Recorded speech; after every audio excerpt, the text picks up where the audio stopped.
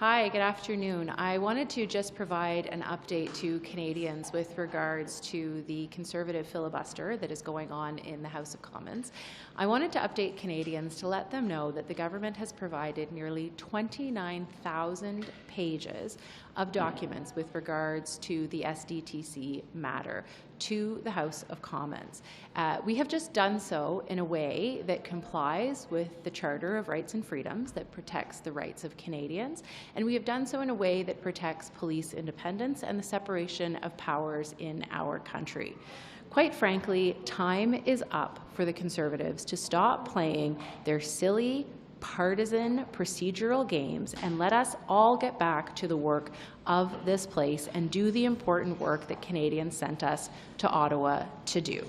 The fact of the matter is that the Conservatives should work with all of us to send this matter to the House of Commons Procedure and Affairs Committee so that they can study the unprecedented nature of this motion. Because never before has the House of Commons asked for documents, not for its own use, but for the use of a third party, in this case, the RCMP. And we continue to state that while this is an egregious abuse of power, the Conservatives need to stop playing these games, stop holding Parliament hostage, and allow us to get back to work. Je veux donner une mise à jour aux Canadiens que le gouvernement a donné presque 29 000 pages de documents au sujet de SDTC en concernant la motion de privilège qui a mis les conservateurs il y a un mois. Mais on l'a fait dans une manière qui protège les droits des Canadiens, qui respecte la Charte des droits et des libertés canadiens, qui respecte l'indépendance de la police et qui respecte la division de pouvoir dans notre démocratie. Le temps est maintenant que les conservateurs terminent leurs petits jeux partisans qui sont dangereux pour les droits des Canadiens et laisser la Chambre retourner à débattre les projets de loi, ce que les Canadiens ont envoyé chaque député de faire. On pourrait envoyer cette matière à un comité, comme le président de Chambre a demandé aux chambres, pour qu'ils étudient cette motion sans précédent qui a demandé pour première fois que la Chambre demande des documents non pour son usage, mais pour l'usage d'une tierce partie, en ce cas le GRC canadien, ce que nous pensons que c'est un abus incroyable des droits des Canadiens et c'est un précédent dangereux pour le Canada et la démocratie canadienne. Merci. Hello, and here we are back in Parliament for another exciting, no, not exciting, another experience of limbo. Limbo is, those of you who know anything about theology will know, it's one of the outer circles of hell where nothing ever changes. We are now in a very long period of a debate on privilege over Sustainable Development Technology Canada, a fund that is no longer operating, that has been shut down. Money is now moving to innovative technologies through the Canadian Research Council, and yet the debate goes on over the demand for documents. As the Green Party, we are enraged by the loss of time, the waste of resources in Parliament sitting day after day after day in what essentially amounts to the world's worst soap opera in reruns. We are stuck. Nous sommes donc gelés dans une situation affreuse où ce n'est pas possible de faire un vote sur les projets de loi qui sont prêts pour un vote pour devenir la loi du Canada, comme la loi pour protéger l'eau pour les peuples autochtones, comme par exemple la loi C-33 pour le ferroviaire sécuritaire et aussi pour la situation des havres et ports marins. We have important legislation on which hours of work, days, months, years of work have gone into bills that are ready to pass, and we're unable to move forward. This is a lack of leadership, and really, as Greens, we're not going to point fingers. A plague on all your houses. Let the Liberals, the Conservatives, the NDP and the Bloc House leaders figure it out. We want to get to the bottom of the SDTC scandal. No one thinks it is a big nothing. It is something. But we have already had an Auditor General's report. We've already had advice from the RCMP. There's been an Ethics Commission report. We know that that abuse was significant abuse. It should go to committee. It should be studied. But we should break the logjam, and that will take some political courage from the parties in this place to decide the people's business matters more than their own disputes when they've got, as we said, another metaphor I've always liked is, what happens when politicians who are like dogs chasing cars, what happens when they catch the car? That's the question we have right now, and it's much more important that we do the people's business than we yap over anything that's moving by.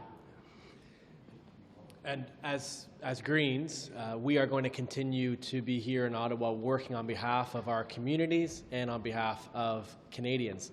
Elizabeth spoke about really important legislation with respect to the rights of First Nations with respect to clean drinking water. That's Bill C-61. It's at committee this afternoon. We are continuing to move forward amendments to improve that bill, and we will continue to advocate for those improvements at committee and in the spaces around our House of Commons while this continued limbo period goes on. As Greens, we're going to continue to call for our Parliament to get back to business and get work done for our communities and for Canadians as we can in the meantime.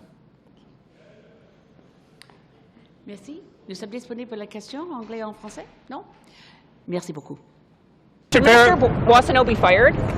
Randy Boissonnault should resign. I mean, Justin Trudeau doesn't seem to have the moral standing to be able to discipline members of his cabinet or his caucus. Justin Trudeau twice found guilty of breaking ethics laws. You know, now we have Randy Boissonnault, whose company that he owned 50% of was bidding on and awarded contracts by Elections Canada. He falsely claimed Indigenous identity, disenfranchising Indigenous folks who were rightfully eligible for the types of contracts that he was applying for.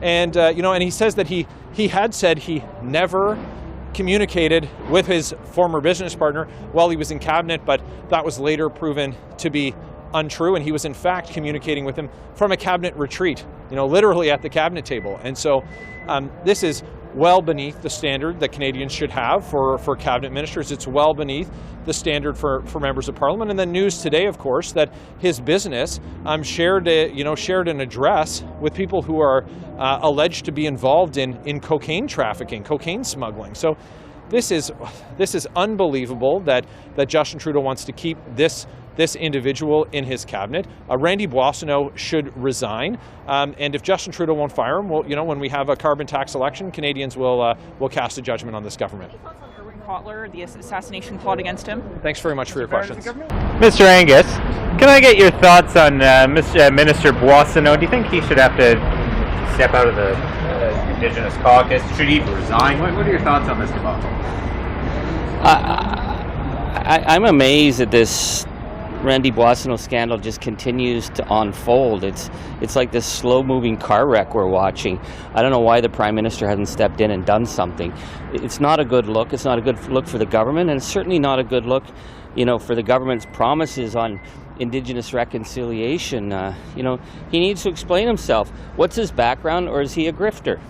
Do you think he's going to be one in a series of people that we're having to sort of have to recant their personal history? Or? Well, been a number of high-profile cases, I should say.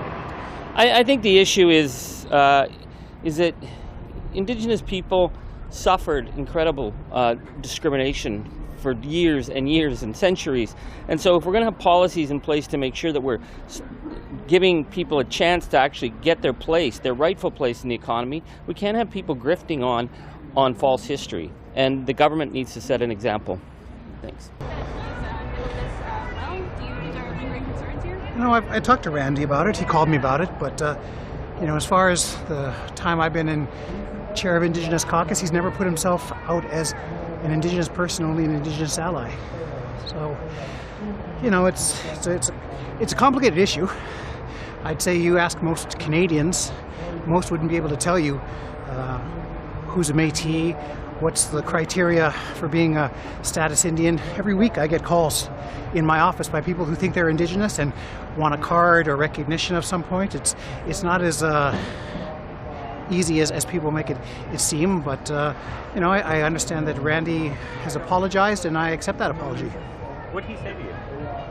He's just talking to me about, that there was things in the past that were unclear, and that when he's talked to me, he's always stated that he's an Indigenous ally, and he wanted, when I had that conversation with him, and I said, yeah, I never put you forward as an Indigenous minister, or, then that's kind of why he's not a part of Indigenous Caucus as when I chair meetings. So, but we do invite allies, and we've had up to 24 to 26 MPs come to Indigenous Caucus and care about their Indigenous constituents, and so I welcome more. Do you know why the Liberal Party? I know it's not just this Indigenous identity question. There are several questions about his business. One question at a time. I'm wondering, do you know why the Liberal Party incorrectly said he was Indigenous, back in 2019? I could not tell you what the Liberal Party did prior to 2019. I wasn't a part of them yet. Has he ever told you that he was Indigenous or identified as Métis or Cree? He's never at one point ever told me that he was Indigenous. And I want that to be on the record. Never once did Randy Boissonnault tell me, chair of Indigenous Caucus, that he belonged in my caucus because he was Indigenous. That's never happened. What do you make of his business dealings? I don't know anything about him. You've heard about it? I don't know anything about them. You got a question? Similarly, I think there are some other ethical questions here. I think he's suing his former business partner. Does that concern you at all? These are things I'd have to know more about. If you ask me to talk about Indigenous identity, because of my prior work as a treaty education lead, also the Mi'kmaq, it was my job for 5 years to try to determine for the Mi'kmaq what a criteria could be for the nation. And so I did a lot of research on Indigenous identity, Métis identity, and so because of that, I can speak intelligently about that, but I couldn't speak intelligently about any of the business deals or the ethics around this, really. I think you should state about your expertise then. You mentioned that he never told you that he was Indigenous himself, in terms of his own identity, yet he did issue an apology, and you said you accept that apology. Do you think that apology was warranted? He didn't apologize to me, but I understand that he's apologized because I watched it in the news. For me, there was never a need to apologize because I always saw him as an Indigenous ally, not an Indigenous person, and so there was never the need. But for others that he might have told mistakenly that he was Indigenous, then yeah, that could probably be something of value to them. And is an apology enough, or do you think he should leave his post in cabinet? I'll leave that to Randy and the people who make those decisions. I as a colleague, I always have conversations with my colleagues instead of telling the media what I think they should do, and that's what I'll continue to do. One more off topic.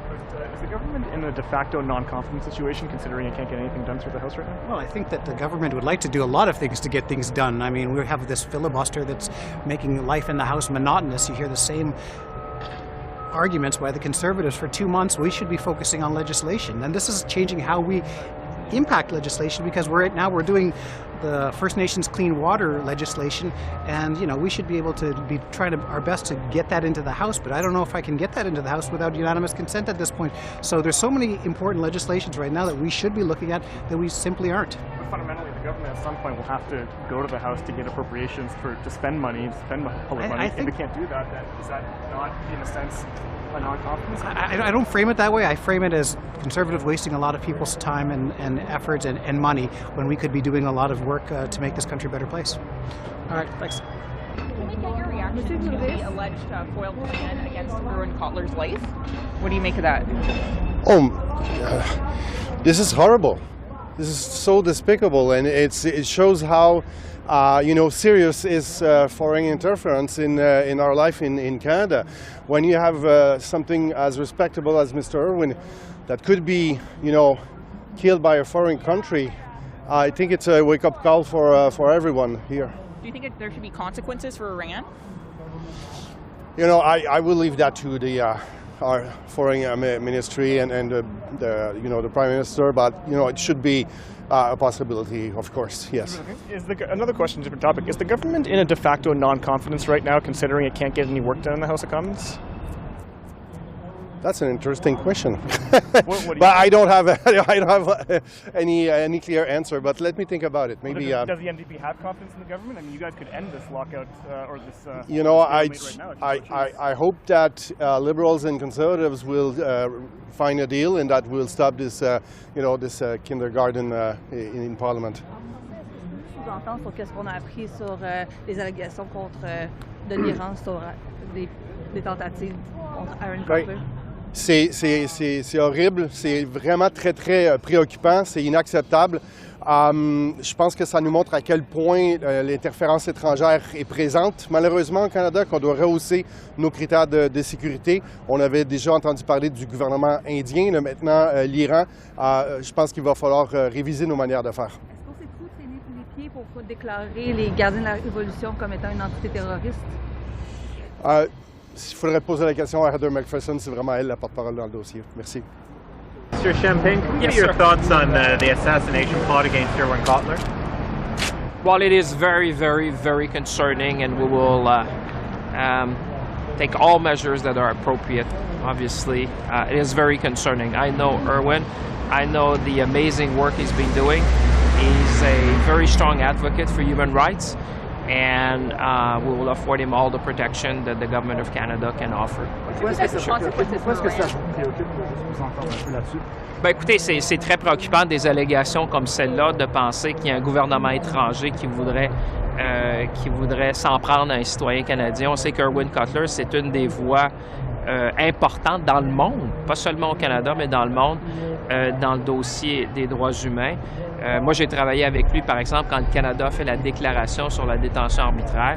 C'est une voix qui est écoutée à travers le monde et certainement, le gouvernement du Canada va lui offrir toute la protection, évidemment, dont il a besoin. Mais oui, c'est très préoccupant. What do you think the consequences for Iran? What do you think they should be? Listen, I don't have all the specifics of that. I am sure my colleagues are looking at every measures that can be taken, but for now, it's really to reaffirm our support to Irwin, the important work he's doing on behalf not only of Canadians, but many, many people around the world. He's a leading voice when it comes to human rights. Merci. Very quickly, sir. Oui. Est-ce que le gouvernement est dans un état de facto non-confiance, tandis qu'il ne peut pas faire son travail dans la Chambre? Non, je pense que ce que les Canadiens et les Canadiennes sont en train de voir, c'est vraiment le Parti conservateur qui fait tout pour rendre nos institutions dysfonctionnelles. Et je pense que là-dessus, les gens devraient être préoccupés parce que si aujourd'hui Pierre Poilievre s'attaque au Parlement en le rendant dysfonctionnel, bien, imaginez la suite des choses. Je pense que les Canadiens nous ont élus, les députés autant du côté du gouvernement que de l'opposition, pour travailler pour eux, pour faire avancer des dossiers importants. Il y a des enjeux, par exemple, au niveau du coût de la vie. Il y a des travaux parlementaires qui doivent continuer. On doit faire avancer. Je vous donne un exemple, par exemple, la loi sur la protection de la vie privée, l'intelligence artificielle. Tout le monde parle de l'intelligence artificielle aujourd'hui. On a besoin que le gouvernement fonctionne dans l'intérêt des Canadiens. C'est pour ça que les gens nous ont envoyés ici et ils s'attendent à ce que tous les partis travaillent pour faire fonctionner l'institution. Est-ce que vous parlez activement avec le NPD pour déloger l'impasse? Écoutez, moi, je pense que tous les partis dans cette Chambre-là ont le devoir, non seulement l'obligation, mais le devoir moral de faire ce qu'ils ont à faire pour faire avancer le Parlement. Le Parlement doit faire des travaux dans l'intérêt des Canadiens et Canadiennes. Et c'est ça que les gens voient aujourd'hui, c'est que vous avez un Parti conservateur qui s'acharne et qui s'acharne à rendre certaines de nos institutions dysfonctionnelles, et c'est préoccupant pour l'ensemble des Canadiens. Merci, à tantôt. Merci. I wanted to know more about what's your thoughts on the United States' opinion to give missiles and allow them to strike in Russia. Well, I'm sure you recall, back in October, our Prime Minister articulated Canada's position very clearly that we strongly supported President Zelensky's request for permission from the Americans, the French, and the Brits with respect to the use of long-range fires that were being provided to them. And Canada has taken a position in support of Ukraine's request, and also we place no geographic restrictions on the use of any of the armaments or munitions that Canada provides to Ukraine. Do you fear that it could escalate things with retaliation from Russia? We believe that supporting Ukraine's effort to defend themselves against the illegal invasion of Russia against their sovereign country is important, and that everything we are able to do to help Ukraine defend itself from that illegal invasion will bring us closer to peace. And are you doing anything to prevent that Trump actually walk back this decision in 2 months? And again, I'm quite prepared to say is that Canada supports the permission that the United States has granted to Ukraine for the use of those long-range hires. And I think future discussion on the course of that conflict will take place. But right now, as of today, I think that the decision that the United States has made in order to support Ukraine to defend itself against that attack, particularly their ability to target missile launch sites, airfields, and other military installations, is important to enable them to defend themselves. Where does it end, though? Because at first, when this conflict started, this war started in Ukraine, it was non-lethal military equipment, and then it was missiles, and then it was jets, and it seems like over 2 years, we've gotten to the point where NATO is giving weapons to strike inside Russia. What's the next step after this? Well, I think part of what NATO has been responding to, and that Ukraine is also responding to, is an escalation in aggression from Russia. With the use of now North Korean soldiers, the use of North Korean munitions, and some of the further attacks, and particularly missile and drone attacks that Russia is sending towards Ukraine. I think it does require that those of us who support Ukraine continue to enable them to defend themselves against that illegal aggression. Can we get your thoughts on Irwin Cotler, the assassination plot against Irwin Cotler? Well, again, our national security intelligence agencies and our law enforcement agencies, I think, do an appropriate and necessary job of protecting all Canadians, and in particular parliamentarians and former parliamentarians. They've also asked that we not comment on any particular investigation or effort that they're undertaking, but I hope it demonstrates the importance that Canada places on ensuring the safety of all Canadians. Mr. Blair, just one more thing. Do you believe Afghan Canadians who served as combat advisors in the Afghan war should be entitled to the same benefits as other veterans? Well, actually, just to be very clear, those advisors were contract employees of the Department of National Defence. They are entitled to our support, and we're providing that support, but not as members of the Canadian Armed Forces, but rather as public servants. And so there are procedures in place to ensure that they receive the benefits. Much of that work is right now being done by the WSIB to determine of their eligibility for health benefits and services. They say that's not enough. Well, and there are other discussions that are currently also taking place with respect to income supplements. They are entitled to all the supports that they've earned as public servants, not as members of the Canadian Armed Forces, but frankly, we very much value the work that they did on our nation's behalf as contract employees, and we are committed to making sure that they receive the supports that they require. Did Minister Boissonnault resign? I have no comment on that. Can I just get your take on what happened in the House today? Listen, the members of Parliament wear pins for a variety of reasons to show support for a number of different causes. Today I was wearing a watermelon pin to show support for the people of Palestine as they are dealing with a genocide. I'm proud to wear the pin of Ukraine on a number of occasions to show my support for Ukraine. I proudly, as a veteran's daughter, wear a poppy within the House of Commons. I proudly wear, I know my colleagues wear moose hide pins. And I think the conservative anti-Palestinian racism that they showed today in the House of Commons is disgusting and hurtful to a great many people across this country.